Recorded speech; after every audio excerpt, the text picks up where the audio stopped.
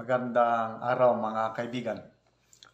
Pag-usapan natin ngayon ang kontrobersiya sa Bangko Sentral ng Pilipinas na allegedly may dalawang members ng monetary board ng Bangko Sentral na nasasangkot sa anomalya, yung may ghost employees daw sila.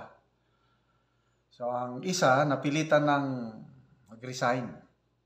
Kaya lang, itong nag-resign na ito is appointee ni PRRD noong 2018. So, totoo ba na nasangkot siya sa anomalya o pinag-iinitan lang siya at gusto siyang patalsikin sa Bangko Sentral? So, yun po ang pag-uusapan natin. Reminder lang, meron pa tayong stock ng dark chocolate. Kaya ito, ang tawagan niyo 0916-9000-997. Okay, so laman sa balita ngayon sa mainstream media dito sa Philippine Star. Yung monetary board member na si Bruce Tolentino nag-submit na ng kanyang resignation sa Pangulong Marcos, I think effective June. Kasi, yun nga, iniimbestigahan daw yung corruption sa Bangko Sentral. Mayroong sa opisina nitong board member na ito, si Bruce Tolentino, may 4 siya na ghost employees at may 2 pang supervisor na sumusweldo na hindi naman nagre-report sa trabaho. Kaya para matapos na itong issue na ito, nag-submit na ng resignation itong board member na ito, Bruce Tolentino. So, sino si board member Tolentino? Appointed siya as monetary board member noong June 2018. Sinerve lang niya yung unexpired term ng isang board member. Kaya lang, na-reappoint siya noong July of 2020. Tapos, ang kanyang supposed term to expire on July of 2026. So, medyo mahaba pang panahon sana niya sa monetary board. Okay, so, ito rin si Tolentino, matagal siyang nag-serve sa Department of Agriculture. Assistant Secretary siya doon ng, I think, Planning and Policy, Fiscal Management. So dahil itong lumabas ito na controversy dito sa Philippine Star na balita, current and former officials of Department of Agriculture were shocked by the controversy involving Tolentino. Nag-serve siya sa DA from 1986 to 1993. So, matagal-tagal yun, 7 years. Okay, so one source, sabi ng Philippine Star na balita, one source who had worked with the embattled Tolentino described this man as a good man with utmost integrity who is incapable of doing illegal and unscrupulous actions. Okay. So, sabi ng source, he is a good man. He is not corrupt. Masyado siyang matino. Sabi ng source ng Philippine Star. Okay, another source. So, pangalawang source na ito ng Philippine Star. Ang sabi ng source, Tolentino has a lot of delicadeza as he chose to resign instead of his name being dragged in the mud. So ito na yung question mark.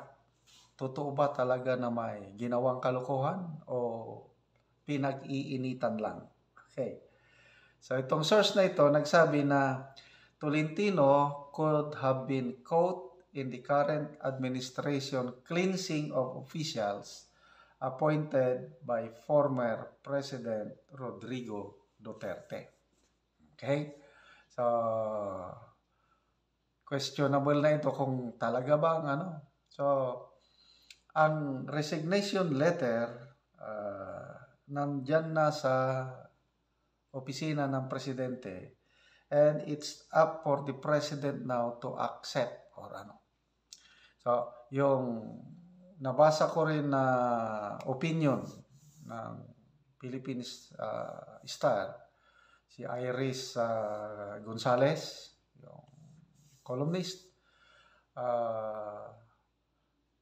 nahihirapan daw ngayon si Pangulong Marcos kung tatanggapin niya ang resignation o hindi. Kasi kung tanggapin niya ang resignation, baka mas lalong lumala yung away ng Marcos and Duterte. Kasi nga ito, mga haka-haka lang na parte lang ito sa cleansing. Kasi in the past, itong 2 years, ang dami ng instances na Duterte appointee talagang sinisibak na wala mang matibay na dahilan bakit siya sinisibak. Anyway,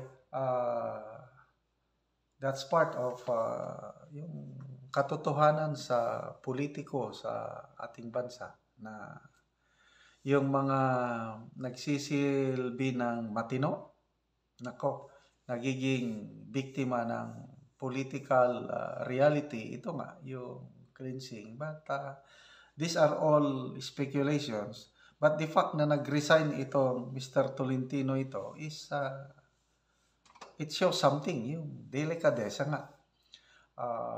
Ito na ang kulang sa ating Philippine government, yung word na delikadesa. Sa ibang bansa, saan ba yun? Example, Japan. Konting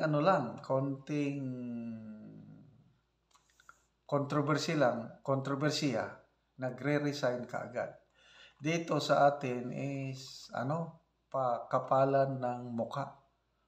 Bibihira na yung ganyang mga opisyales sa gobyerno na may delikadesa at handang mag-resign. So, kawawa ang taong bayan na itong sinisildohan ng gobyerno, taxes ng mga tao, nagsiserve na hindi naman sila karapat-dapat na manilbihan pa. So, malala ko ng mga 1950s, 1960s, lalo na nung panahon ni President Magsaysay.